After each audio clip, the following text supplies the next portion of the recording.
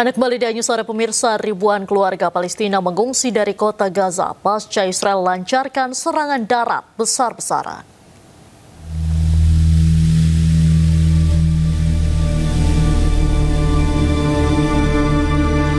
Ribuan keluarga tinggalkan kota Gaza menuju arah selatan melalui Jalan Rashid di malam hari. Bersama anggota keluarga dan sedikit harta yang tersisa, warga tinggalkan Gaza dengan harapan mendapat sedikit keamanan. Israel terus tingkatkan serangannya di Gaza.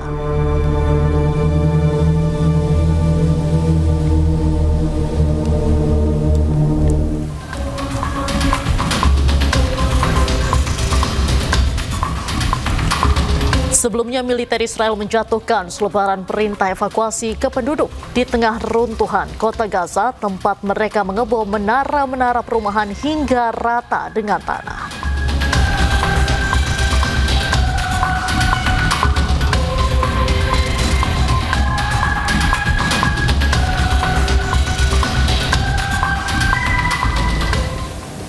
Pemirsa, Uni Emirat Arab tengah bersiap untuk kembali mengirimkan bantuan ke warga Gaza. Konvoi kendaraan mengangkut pasokan medis hingga truk air bersih siap diberangkatkan ke Gaza melalui titik perbatasan Rafah di Mesir.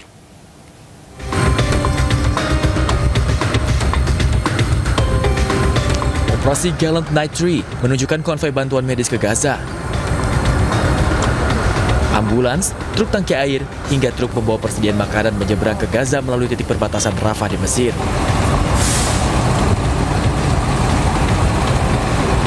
Kantor berita negara UEA, WAM mengatakan bantuan tersebut merupakan bagian dari upaya keberlanjutan negara tersebut untuk mendukung warga Palestina.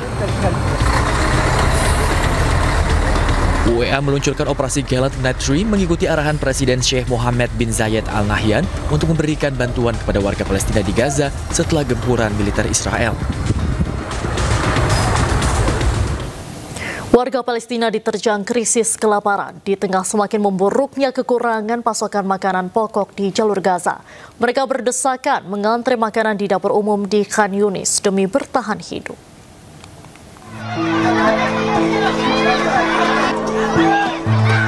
Warga Palestina yang mengalami kelaparan mengantri makanan di dapur umum di Khan Yunis di tengah semakin memburuknya kekurangan pasokan makanan pokok di jalur Gaza.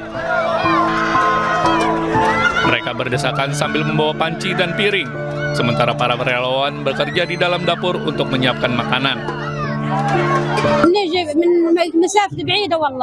بنقعد بالساعتين ثلاثة والله احنا قاعدين هاي عشان ناخذ كمية الأكل الأولى، وعند أولادي ستة في رقبتي والله، وجوزي مصاوب والله ما بقدر يتحرك يجيب لنا أكل ولا يجيب لنا حاجة، وعادنا لو بروح أودي لهم إذا ما حصلتش يوم خلص فيش أكل ولا في حاجة لهم.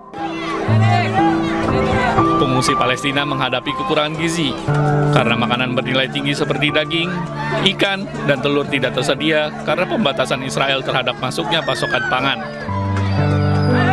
المستفيدون من هذه التكية حوالي 20,000 نسمة يوميا يأتون إلينا من جميع النواحي ليحصلوا على وجبة طعام. من يحصل على طعام يعيش ومن لم يحصل يزداد سوءا في المعيشة. Klasifikasi fase keamanan pangan terpadu PBB telah menempatkan kota Gaza pada fase 5, yakni tingkat kerawanan pangan tertinggi, dengan peringatan 500 juta orang beresiko mengalami kelaparan, kemiskinan, dan kematian. Kementerian Kesehatan Gaza memperingatkan rumah sakit di Gaza tinggal hitungan jam sebelum berhenti total akibat kehabisan bahan bakar. Hal tersebut berpotensi menyebabkan kematian massal pasien yang tengah menjalani perawatan medis.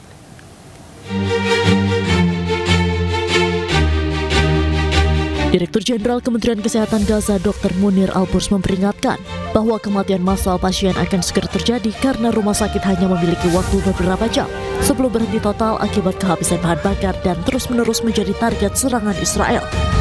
Al-Burs menyerukan agar dunia segera menyelamatkan pasien dengan memasukkan pasokan bahan bakar secepat mungkin demi mencegah berhentinya layanan medis.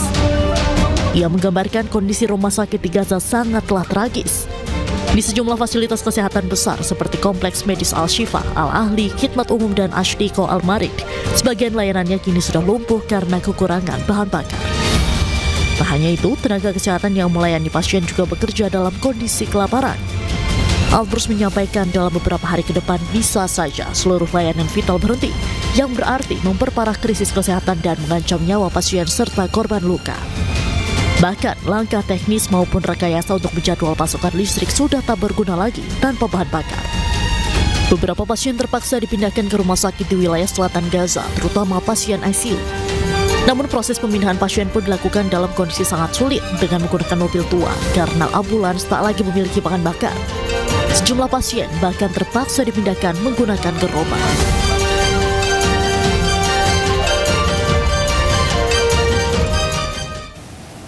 Italia dan Spanyol mengirimkan armada kapal perang mereka untuk mengawal perjalanan kapal Global Summit Flotilla yang membawa bantuan ke Gaza, Palestina. Menhan Italia tegaskan ini bukan tindakan provokatif, melainkan tindakan kemanusiaan.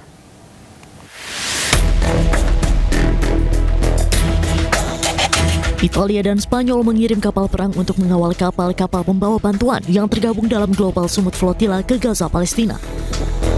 Kedua negara NATO tersebut memperingatkan Israel untuk tidak bertindak yang dapat membahayakan keselamatan para peserta armada bantuan Global Summit Flotilla.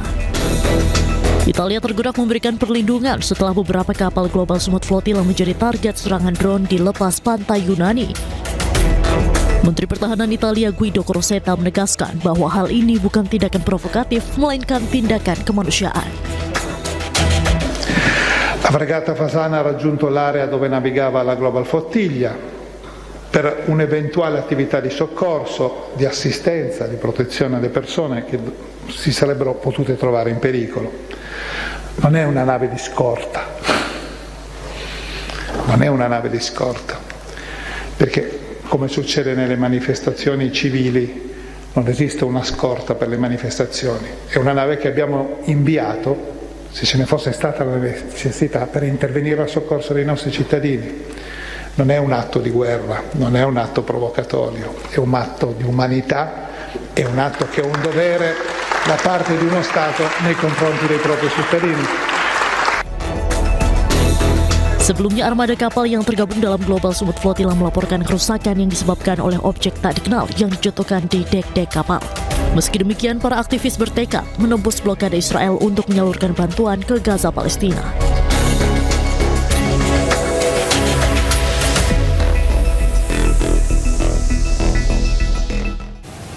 Kita ke informasi selanjutnya, pemirsa. Diaspora Indonesia di Belanda menyambut hangat kedatangan Presiden Prabowo Subianto.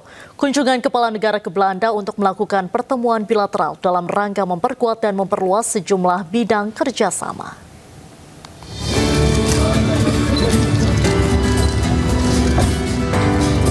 Sejumlah diaspora Indonesia antusias menyambut kedatangan Presiden Prabowo Subianto di Belanda. Diaspora Indonesia di Belanda merasa sangat senang bisa bertemu dengan orang nomor satu di Indonesia. Kedatangan kepala negara ini menjadi momentum penting bagi diaspora Indonesia di Belanda.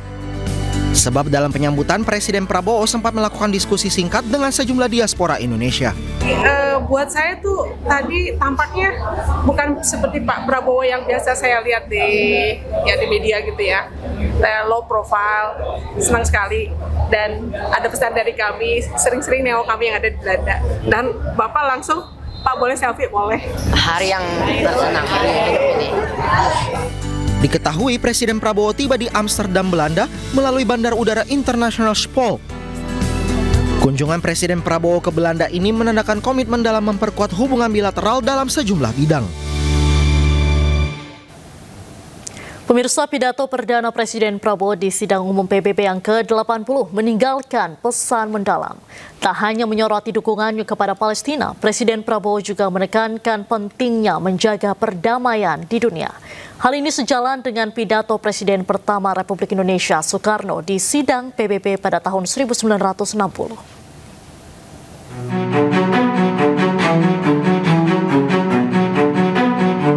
Kehadiran Presiden Prabowo di sidang umum PBB begitu spesial setelah pidato Presiden Prabowo di hadapan sidang umum PBB banjir pujian. Dengan berapi-api, Presiden Prabowo tak hanya menyatakan dukungannya untuk Palestina, tetapi juga pentingnya menjaga perdamaian. The use of violence will beget violence. No one country can bully the whole community of the human family.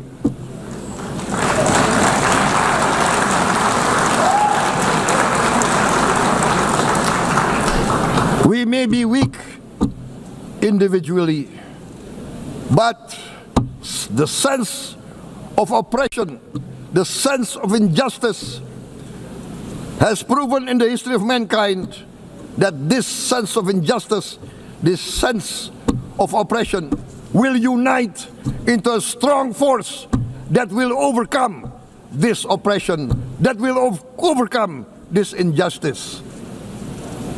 To close, I would like to reiterate again Indonesia's complete support for the two-state solution in Palestine.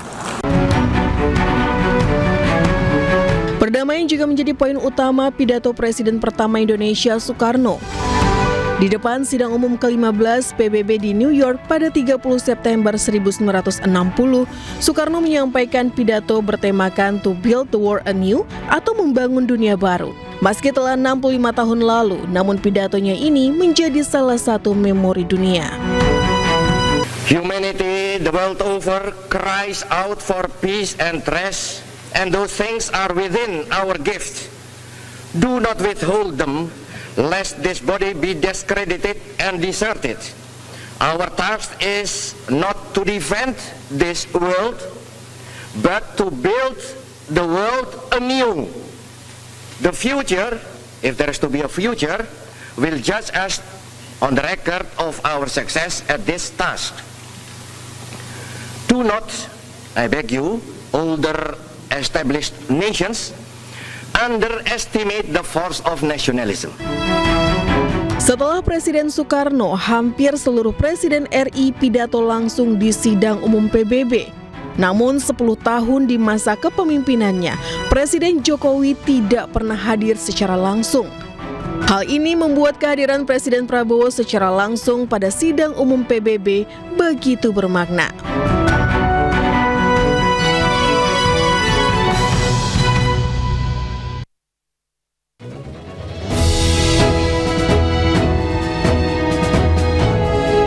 Pemirsa, dukung iNews Siang dalam Indonesian Television Awards sebagai program news yang terpopuler. Caranya mudah, follow akun Instagram @IndonesianTVAwards. Kemudian pilih postingan kategori untuk vote, like postingan tersebut. Vote dengan cara komen di postingan kategori yang ada dengan format #VoteIPA2025 spasi kode nominasi. Satu akun hanya berlaku untuk 1 kali vote per kategori per hari. Anda dapat melakukan vote kembali keesokan harinya. Periode vote berlangsung mulai 6 sampai 27 September 2025 hingga pukul 23:59.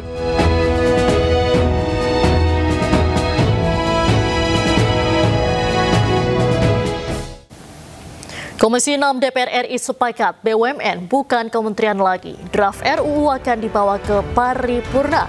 Informasi selengkapnya kami hadirkan usai jeda. Tetaplah di iNews Sore.